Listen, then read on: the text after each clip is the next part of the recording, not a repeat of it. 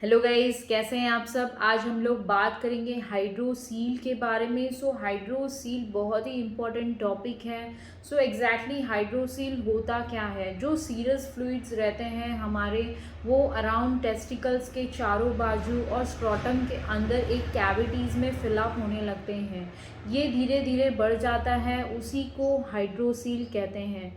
Hydrocele mainly क्यों होता है, क्या कॉज है। तो मेन इसका कॉज है कि जैसे आपको अगर स्क्रोटम में इंजरी हुई रहती है, इंजर्ड हो जाता है, कुछ लग जाता है, जैसे बचपन में अगर आपको इंजरी हुई है, स्क्रोटम में लग गया है उसके वजह से, या आप बाइक पे बैठे हैं या ट्रैवलिंग कर रहे हैं, गाड़ी में झटका लग गया है, उसके वजह से हाइड्रोसील आपको हो सकता है।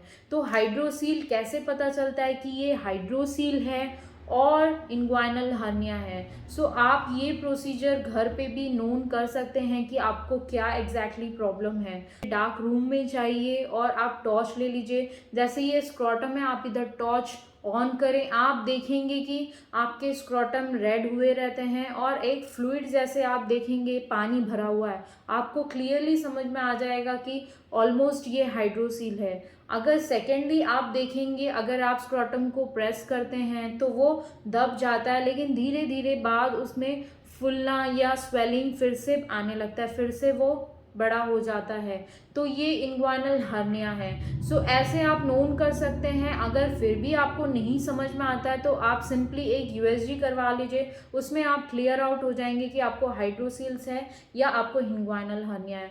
हाइड्रोसील्स के साइंस सिम्टम्स क्या हैं, आप देखेंगे कि आपको बड़ा अनकंफर्टेबल लग रहा है, पेन इसमें बहुत कम होता है, लेकिन कुछ लोगों को जैसे बहुत दिनों से ये प्रॉब्लम बना हुआ रहता है तो उसमें पेन रहता है, स्वेलिंग रहता है, इन्फ्लामेशन रहता है। ये सारी साइंस है। आप डॉक्टर के पास जाएंगे तो वो डॉक्टर बोलेंगे कि आप सिंपली एक नीडल से ड्रेन कर देते हैं, या वो सर्जरी बोलते हैं, छोटा सा सर्जरी है। ये सारी प्रोसीजर है।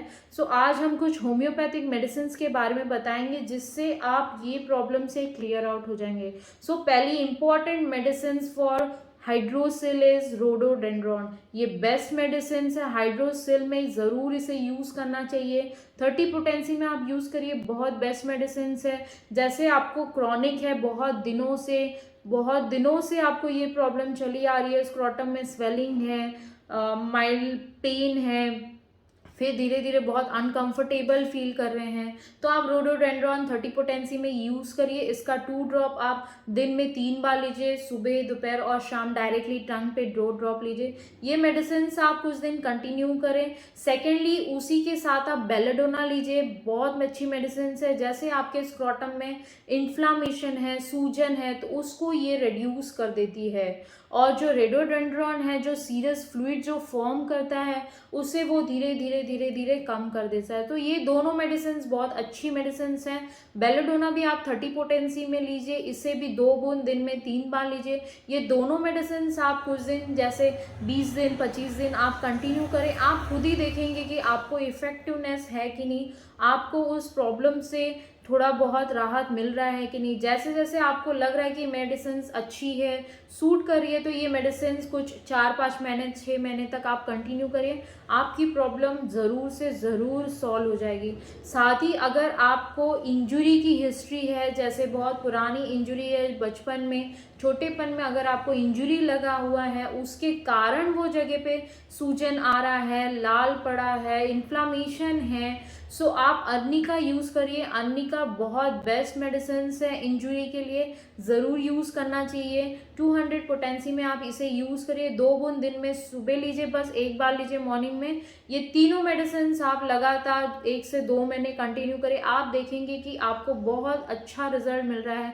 जो आप प्रॉब्लम से फेस कर रहे हैं उसमें धीरे धीरे धीरे धीरे आपको रिकवरी मिल रही है।